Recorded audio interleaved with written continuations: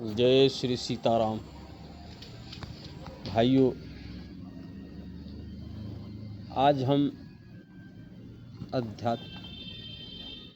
अध्यात्म की बात करेंगे।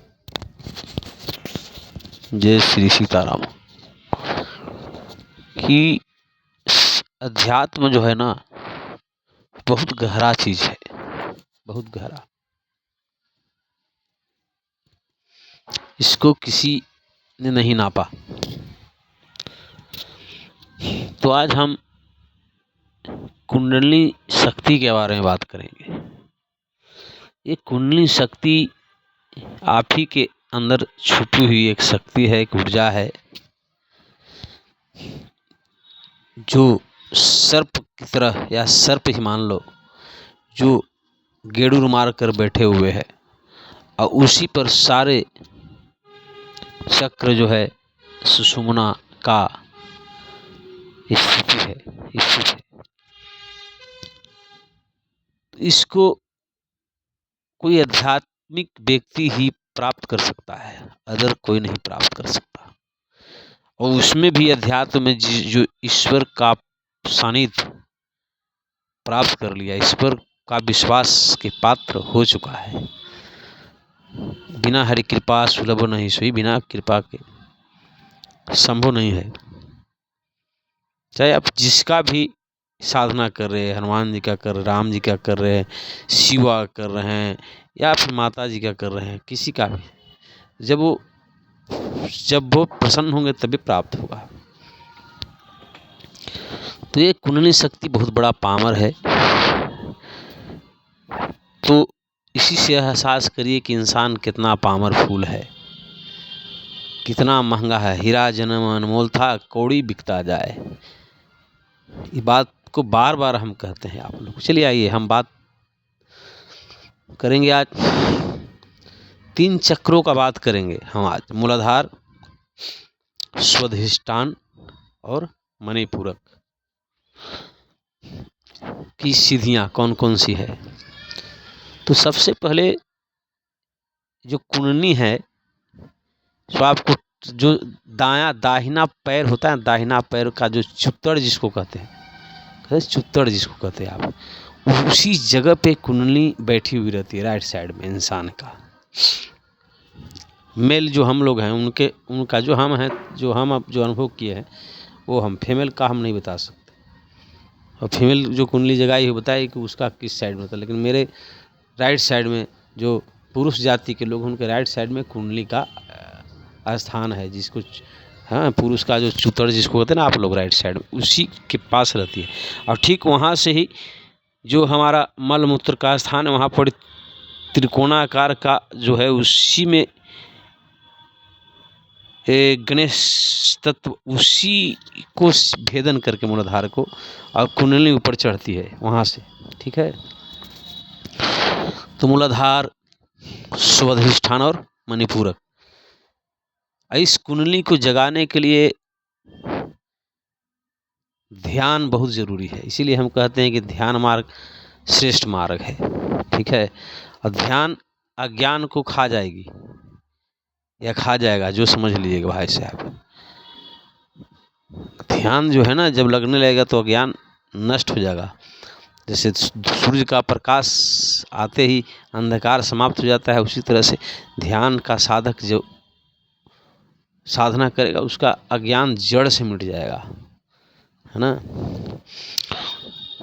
तो जैसे ही मूलाधार एक्टिवेट होगा, तो इसका सीधी ही है कि ज्ञान, आप ज्ञानी बनने लगेगा। ज्ञान, ज्ञान, संसार का ज्ञान, अध्यात्म का ज्ञान है। जिस क्षेत्र में आप अध्ययन करना चाहते हो, उसका ज्ञान बहुत जल्दी प्राप्त कर लीजिएगा। ये मूलाधार चक्र, जिसको मूलाधार कहते हैं, मूल यानी पिलर, जड़ी। जैसे कोई भी पेड़ होता है ना, तो उसका जड़ी बढ़िया होना चाहिए, बढ़िया होना चाहिए। कोई भी बिल्डिंग बन रहा है, तो उसका जो प्लिंथ है वो बढ़िया होना चाहिए, है ना। तो इस शरीर का जो सबसे बड़ा प्लिंथ है वो ज्ञान है। शरीर का, आत्मा का, जीवन का, है ना। यही ज्ञान, यही चेतना की हम बात किए थे अगला वीडियो में। और चेतना अगर हो गया तो आप हैं आत्मा को भी डीलिंग करिएगा, मन को भी डीलिंग करिएगा, पूरा व्यवस्था को डीलिंग करिए, सबको डीलिंग करिएगा। और आप खुद तो आप तर ही गए, धर्म इसी को कहते हैं। खुद स्वयं का, खुद का कल्याण और दूसरे का भी कल्याण, ठीक है। हाँ, अरे चलो आइए। तो मूलाधार जैसे जैसे साफ होगा वैसे वैसे आप ज्ञानी बन जाइएगा, हर क्षेत्र का ज्ञान। ये नहीं कि सब चीज समझने लगिएगा और कोई चीज जल्दी सीखने, कोई चीज सीख भी बहुत जल्दी सीखिएगा, बहुत जल्दी अध्ययन करिएगा, एकाग्रता बढ़ेगा। और इसका मेन है ज्ञान, ज्ञान तत्व यानी गणेश तत्व। ज्ञान बढ़ने लगेगा आपको, आध्यात्मिक, संसारिक, सबसे ज़्यादा तो ईश्वरीय ज्ञान, क्योंकि ईश्वर की कृपा से प्राप्त होता है ना। तो ब्रह्मांड क्या है, कुछ शक्तियाँ आपसे कनेक्ट होगी। उसके बाद जैसे ही ये चक्र जैसे जैसे शुरू होगा ना, तो इसके साथ साथ 3 चक्र एक्टिवेट होता है, मूलाधार, स्वाधिष्ठान और मणिपूरक। ये तीनों पर काम शुरू हो गया। हाँ, आप साधना में लगे रहिए, वो कुंडली अपना काम कर रही है। जिस तरह से दवा है ना, दवा कोई डॉक्टर लिख दिया कि ये दवा खा लीजिएगा, आपका दर्द ठीक हो जाएगा, तो आप दवा गए, पानी लिए, वो अंदर डाल लिए, लेकिन वो दवा काम कर रहा है आपका शरीर में। आप भले आप उसको कुछ नहीं, वो दवा अंदर आपका काम कर रही है या कर रहा है, समझिएगा। जो भी दवाई जो है से आपका अंदर काम कर रहा है भाई अपना। उसी तरह से कुंडली जिस दिन से एक्टिवेट हुआ उस दिन से आपका शरीर के अंदर काम कर रही है। और एक घटना जिस दिन घटता है ना, उस दिन पता लग जाता है साधक को। इसीलिए हम लोग कहते हैं कि राम राम जपिए, थोड़ा सा मंत्र जपिए, ध्यान भी लगाइए। बहुत ऐसे लोग को कह दिया गया है कलयुग केवल नाम आधारा, क्या प्राप्त कर लीजिएगा? हैं, राहु का साम्राज्य चल रहा है, चारों तरफ राहु चल रहा है, भटका देगा आपको, भटका देगा। राहु राजा है, राहु। और राहु का ऊर्जा चारों तरफ एक्टिव है, इसमें कल्कि का भी ऊर्जा काम कर रही है। आप पल भर में खींच लेगा राहु। इसीलिए कहा जाता है कि साधक नहीं खिंचाएगा, कामदेव बढ़िया रहे का खींच लेगा। कामदेव पल भर में बड़े बड़े ऋषियों को खींच लेता है।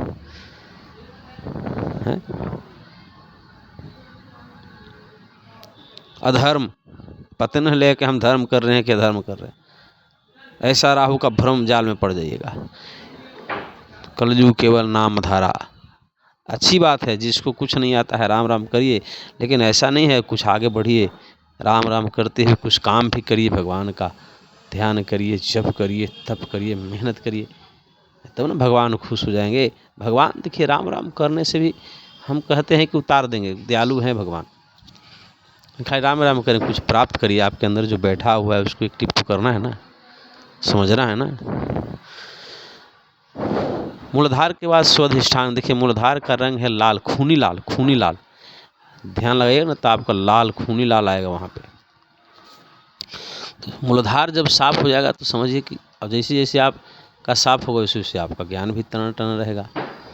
हाँ, उसी तरह से स्वाधिष्ठान का ऊर्जा है ब्रह्मा जी। जैसे मूलाधार पर गणेश जी का, स्वाधिष्ठान पर ब्रह्मा जी और माँ भगवती सरस्वती। तो ये जब ऊर्जा जब एक्टिव होगा, मूलाधार जब एक्टिव होगा तो आपको संगीत, साहित्य, पुस्तक लिखने, पढ़ने, वेद पुराण शास्त्र इत्यादि में बड़ा रुचि होने लगेगा। समझ गए ना, गाना गाने लगेगा या कुछ लिखने का मन करेगा या कुछ वेद पुराण पढ़ने का मन करेगा। सरस्वती और ब्रह्मा जी, और जो मूलाधार क्या, गणेश जी, गणेश तत्व, गणेश जी का भी आप भजन अपने आप करने लगेगा। गाइए गणपति जगवंदन, शंकर सुवन भवानी के नाम। उसके बाद जब ऊर्जा से तीसरा ऊर्जा जो है मणिपूरक, तो मणिपूरक पर जैसे ही जाइएगा तो उसका सिद्ध शक्तियाँ बहुत है, बहुत पावरफुल ऊर्जा है। उसका कलर है पीला, और इसका जो स्वाधिष्ठान का कलर है गोल्डन कलर या स्वर्ण कलर भी कहीं कहीं कहा जाता है। हमने तो स्वर्ण कलर का ही मतलब अनुभव किया है उस पर। हाँ, और स्वर्ण और लाल का मिक्सिंग, हाँ कलर। और ये जो मणिपूरक है उसका है पीला, पीला होता है ना फूल, वो कनेली का फूल, बिहार में कनेली का फूल पीला धोती होता है ना पीला रंग का, वैसा है येलो कलर्स। तो इसका जो ईश्वर है वो है नारायण, लक्ष्मी नारायण भगवान नारायण। और जब ये जो ऊर्जा जब एक्टिव हुआ है इस शक्ति ये चक्र, तो आपको नारायण या तो सपन में आएंगे या ध्यान में आएंगे। हाँ, सपन में तो जरूर आएंगे नारायण। और इसका सिद्धि ही है सपन दृष्टि, इसी सिद्ध शक्ति का नाम है सपन। सपना में आपको बहुत कुछ जो भी आपको होना रहेगा या कोई घटना रहेगा, तो वो सब आपको सपना में आते रहेगा। स्वप्न दृष्टि मिला आपको, एक ज्ञान दृष्टि मिला, दूसरा साहित्य गायन इत्यादि कला के क्षेत्र में रुचि हो, ये सब है। हम 3 चक्रों की बात किए, आगे हम चौथा चक्र जो है सो अनाहत या अनहत या हृदय चक्र उसको कहते हैं। उसका भाव उस जब जागृत, अच्छा अभी 3 जब एक्टिव हुआ ना, जब आपका ऊर्जा आ गया मणिपुरों पर, तो वो एक्टिव हो रहा है। अब सबसे ज़्यादा टाइम लगता है उसी को एक्टिव होने में, हृदय चक्र को। उसके बाद विशुद्धि, उसके बाद थर्ड आई विजुअल यहाँ आना शुरू हो जाएगा। आँख बंद करिएगा तो सब चीज़ कुछ भी, कभी कभी ईश्वर भी आते हैं, या कोई एनर्जी या गलत एनर्जी हो या पॉजिटिव एनर्जी हो, वो सब दिखाई देगा, समझ भी आएगा ऊर्जा। तो 11 मिनट 12 मिनट का वीडियो हो गया। तो हम यही सबको कहते हैं कि राम राम जपिए, लेकिन गुरु खोजिए बढ़िया। और जिसका कुंडली जग गया है वो इंसान कभी भी नरक में नहीं जाएगा, कभी भी नहीं भटकेगा कि भगवान नहीं है। वो राजनीतिक में तो जा भी नहीं सकता है। हम पहले बोले थे ना कि राजनीतिक में कभी भी साधु को नहीं जाना चाहिए,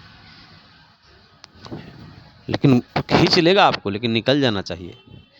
समझना चाहिए कि बहुत माया का एक नंबर रचना है राजनीतिक। इसलिए साधक को नहीं जाना चाहिए, और किसी भी भगवान का या साधु संत का फोटो मंदिर का प्रयोग राजनीतिक में नहीं करना चाहिए। भगवान कोई साधारण शक्ति नहीं है, साधक कोई साधारण शक्ति नहीं है, इसका प्रयोग नहीं करना चाहिए। या भगवान के नाम पर चंदा मांगना, भगवान के नाम पर भीख मांग के खाना, ये सब नहीं। आप गरीब हो, अपने कहो सर हम गरीब हैं, हमको 2 पैसा दे दीजिए, क्या नहीं देगा, लेकिन भगवान का प्रयोग नहीं। भगवा बहुत बड़ी चीज है, भगवान का कोई भी चीज का प्रयोग करके पालन पोषण इत्यादि नहीं करना चाहिए, यहाँ तक कि भगवान का ज्ञान भी नहीं।